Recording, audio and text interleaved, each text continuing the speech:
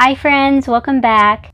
I'm very sorry I haven't put out a video yet this week. I know I'm a little later than I normally am. I had a video that I had recorded. It was actually one that I was really excited about. I'd recorded a houseplant tour and then I went to edit the video, and when I went to save the video, it ended up deleting not only the edited video but also the original footage of the houseplant tour, so I didn't have any of it done, and I didn't feel like redoing the same video again this week, so I figured I would just do a houseplant care video, and then next week I will come back and re-record that video. Okay, so today I'm going to be talking all about philodendron. So I thought that we would start with one of the most important things, watering. So philodendron tend to like to dry out pretty well between waterings, but not all the way. So with most of mine, regardless of what spot I have them in, they like to be watered about once a week, sometimes twice a week, depending on how big the pot is and how much light it's getting. But for the most part, I water mine once a week. So this guy, my heartleaf philodendron, I water him probably once a week, and he's in a, medium-sized pot. So the soil holds a bit more water than in a smaller pot, such as this one that I have my philodendron golden goddess in. So this guy, I actually keep him in my terrarium because he's so small, and he's a cutting that I'm trying to root in soil. So with cuttings, I like to keep them in the prop box, or I like to keep them in the terrarium so that they have a little bit more humidity while they're growing roots. So this guy, if he were outside of the terrarium, I would probably have to water him every couple days. But because he's in such a high humidity spot, I don't have to water him very often. But this guy I water every week. Some signs that you're underwatering your philodendron is going to be droopy leaves, slow growth, crisping or yellowing tips of the leaves. A sign that you're overwatering your philodendron is going to be droopy leaves, but because they also get droopy leaves when they're dry, just check the soil, and if the soil is moist but the leaves are still droopy, you're probably overwatering it. So if that's the case, you'll want to take it out of the pot, and if you look at the roots and you notice that the roots are really any color except for a good white or clear color, then that probably means that it's starting to get a little bit of root rot.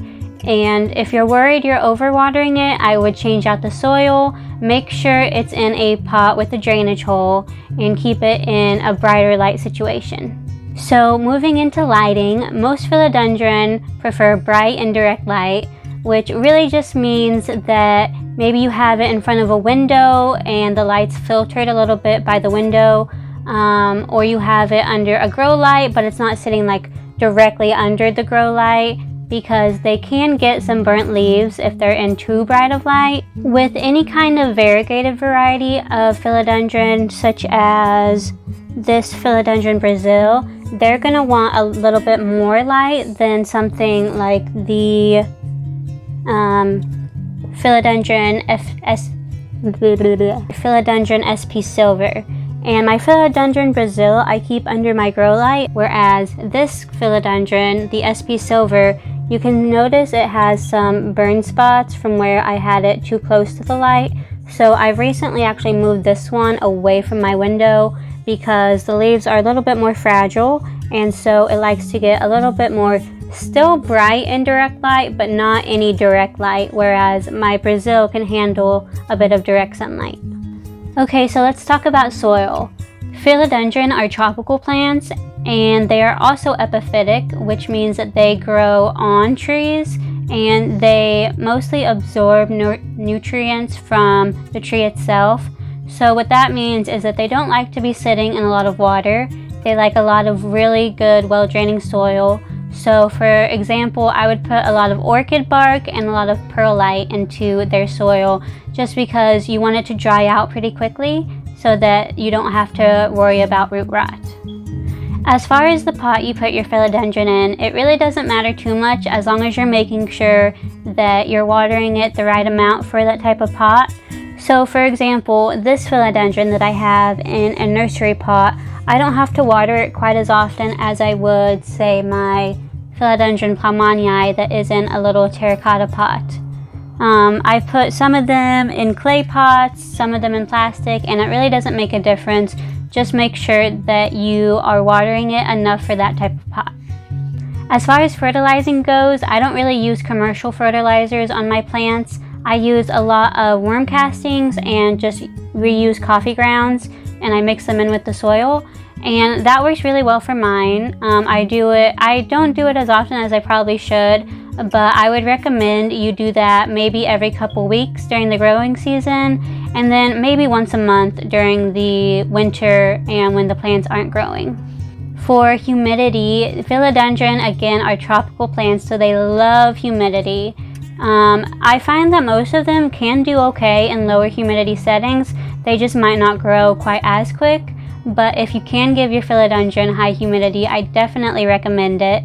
That's why I kept this plant in my terrarium for the longest time, because while it was small especially, I wanted to keep it in a high humidity situation. And I've moved it out of the terrarium since then, and it's doing quite well. I just noticed that I have to water it a bit more, but it's still doing great. One issue that you may run into if you're either not giving your plant enough water or high enough humidity is that the leaves, when they're trying to unfurl, they might get stuck. So I'll show you what happened with my silver sword philodendron. I had a leaf that was coming out. Let's see. It was coming out right here, and it started to kind of poke through, but then I noticed back here it was kind of getting stuck, and I didn't catch it in time, and the leaf actually ended up breaking off. So because of that, I've noticed that this plant probably needs a little bit more humidity. Some philodendron are a little more hardy, like the regular heartleaf philodendron does just fine with the same level of humidity that this plant gets, but the specific variety does also affect how much humidity a plant might need. With most philodendron, you're going to want to put them on either a moss pole or a plank or a trellis of some kind. Especially moss poles, I've noticed, are really good for philodendron. I haven't put any of mine on moss poles yet because I just haven't found one that I wanted to invest the money in. So I definitely want to do that soon, but I haven't yet. With a lot of philodendron, like the philodendron micans, for example, if you put it on a moss pole, then as it grows up more, the leaves will get a lot bigger and more mature. And actually, with my philodendron silver sword, it has leaves that start off like this. So you can kind of notice it has little leaves down here, but it has this pole to kind of grow up. And as it goes up the pole more, the leaves get a lot bigger. And so if I were to put this on a moss pole or something, then eventually the leaves would get really big, and they'd change shape a little bit as they mature. I'll try to insert a picture of what a mature silver sword philodendron looks like so that you can see kind of the difference between growing it on a moss pole versus not. It's the same thing with my philodendron SP silver. If I were to put this on a moss pole, the leaves would get really, really big really quick. Putting your plant on a moss pole also helps it grow quicker. So if you're really wanting to get one of those big mature plants, I definitely recommend putting it on a moss pole. Okay, so this is my whole collection of philodendron. I don't know the names of all of them. I don't know the name of this guy or this guy, but the rest of them, I can tell you what they are. This is the micans. This is my Philodendron Plomonii that I've talked about quite a bit. This is my heartleaf philodendron, which is one of my favorite varieties of the philodendron, honestly, because it just grows so quickly. And then I have my Philodendron Brazil that has these really pretty stripes on them. This is very similar to the philodendron, I want to say it's a philodendron moonshine or something like that has kind of a similar stripe, but it's more of a bluish color that I think is really neat. This is my Philodendron Golden Goddess. Philodendron SP Silver, that as it matures a little bit more, it'll get some really pretty silvery leaves. This is my Philodendron Silver Sword. Alright, so I really hope you guys enjoyed these care tips. I hope they help you out with taking care of your philodendron, and I will see you in the next video. Bye!